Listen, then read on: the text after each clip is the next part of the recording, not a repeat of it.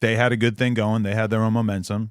They picked an opportune time to dip out. And I can't really like identify the thing that I did to them that was so up that they had to leave, or that by proxy you should have to leave as well.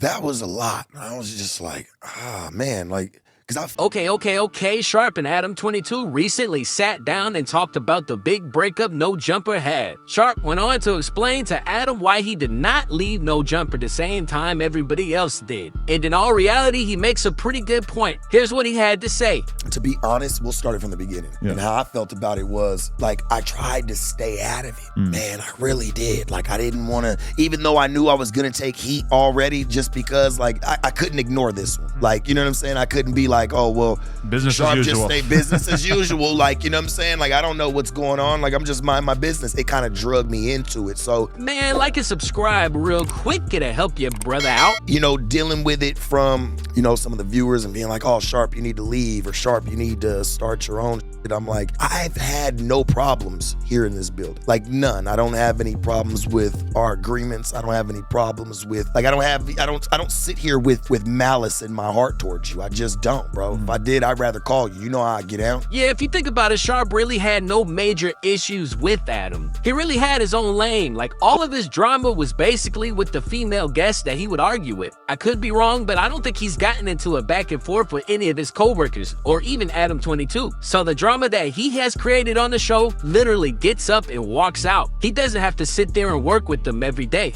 I feel like some ain't for the camera, but some things had to get talked about rather, and, you know, we talked about it. And like I said, man, I just felt like I came in by myself. Like, you know what I'm saying? Nobody patted me on the back, bro, and be like, yeah, come in. Yeah, let's do this. You know what I'm saying? I had to show my worth. Right. I mean, when I think about it, certain people, like Housephone in particular, he left with a bad taste in his mouth, reasonably so, you know, in the sense that he had a let's be honest, man, he had a valid reason. Right. It created a lot of drama and tension in his life. So when he had to leave, I was very much understanding, you know, that it became just the kind of thing where if he came back, he was going to be getting so much shit, and it was probably going to be kind of humiliating. And he just, you know, for him, I think at that point, I just totally understood. Of course, Lil Housephone gonna be upset. You literally exposed this man. He was supposed to be his homie. You interviewed a trans woman, and they came out and said they had relations with Housephone. You know how the internet works. You know people's gonna be able to figure out who they talking about, even if you try to bleep out the names. But you sacrificed your own homeboy's credibility. A question for you. Do you genuinely feel bad about what happened? I felt so bad while it was happening. You was acting hella different.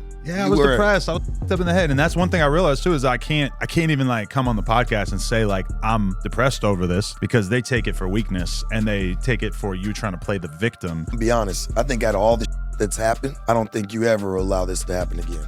Like, I don't think you'd ever do that again. Like, it's up because I love Housephone, and it's up. That was what I had to show you, but I don't think you'd ever do that again. I don't think you're gonna do that to anybody that you deal with in the future, because you've seen what it got and it sucked. Nah, Sharp. I hope you don't believe that. He will definitely do that again. Maybe not to Sharp, but he will throw somebody else under the bus. Sharp may be thinking a little naive. Adam's been doing this for a very long time. He knows how the algorithm works, and he knows what to do to bring attention back to his page. Trust me, if he has to, he will throw someone else under the bus, and it could be you, Sharp. But I don't take Sharp as a dummy. He know he gotta watch his back whenever he's in that building. I'm forever grateful, no matter how it lands, bro. And I'll never go, and I'll say this to the world, I'd never go and slander. Can't slander some shit I was a part of that's gonna make me look like a goofy. I'm gonna be real. It's like, I don't really feel like I disrespected them in the same way that went down with Housephone, you know? I think that realistically, you know, a few weeks out, you can look at it and be like, they had a good thing going. They had their own momentum. They picked an opportune time to dip out. And I can't really like identify the thing that I did to them that was so up that they had to leave, or that by proxy, you should have to leave as well. That was a lot. I was just like, man, like, because I with everybody, homie, and I'm sure, like...